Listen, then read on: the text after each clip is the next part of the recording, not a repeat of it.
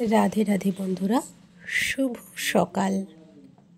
আজ শুনব ভগবান শ্রীকৃষ্ণের ভগবদ্গীতার কিছু পাঠ বা অধ্যায়।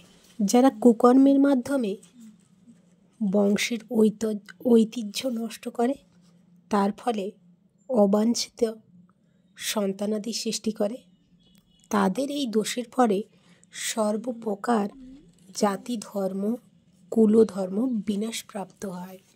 বিষাদযোগে তাই আলোচিত হয়েছে।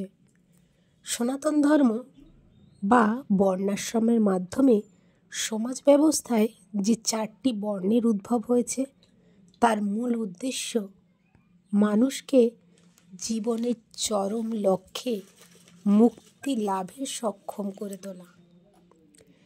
তাই সমাজে দায়িত্বহীন নেতাদের জন্য যদি সনাতন ধর্মের ধারা ব্যাহত হয়, তবে সমাজে বিশৃঙ্খলা দেখা দেয় এবং ক্রমে ক্রমে মানুষ তাদের জীবনের চরম সত্য বিষ্ণুকে ভুলে যায়, অর্থাৎ সৃষ্টিকে ভুলে যায়।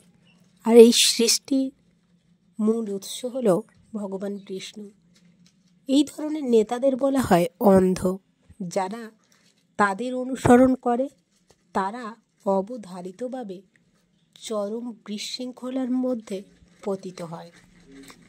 হে জনার্দন, আমি পরস্পরাক্রমে শুনেছি যে যাদের কুলধর্ম বিনষ্ট হয়েছে, তাদের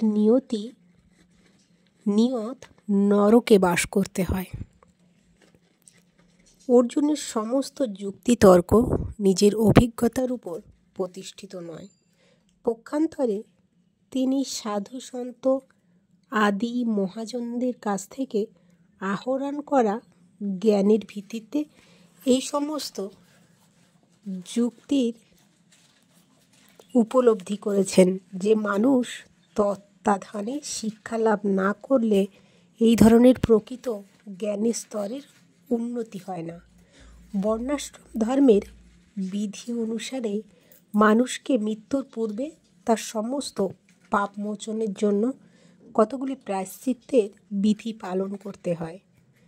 যে সব সময় পাপ কার্যে লিপ্ত থেকে জীবন অতিবাহিত করে, তার জন্য এই বিধি অনুসরণ করে প্রায়শ্চিত্ত করাটা আবশ্যক।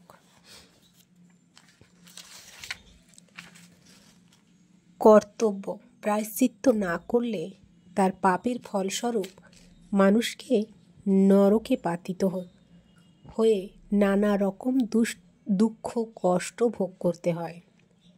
তার জীবনে যা কর্ম করেছে তার ফল তাকে প্রায়শ্চিত্ত করেই তবে এই ভুলোক ত্যাগ করতে হয়। তাই যার কর্ম তার ফল তাকেই ভোগ করতে হয়। সেই জন্য অর্জুন এই সমস্ত কথাগুলি ভগবান শ্রীকৃষ্ণকে বলেছিলেন।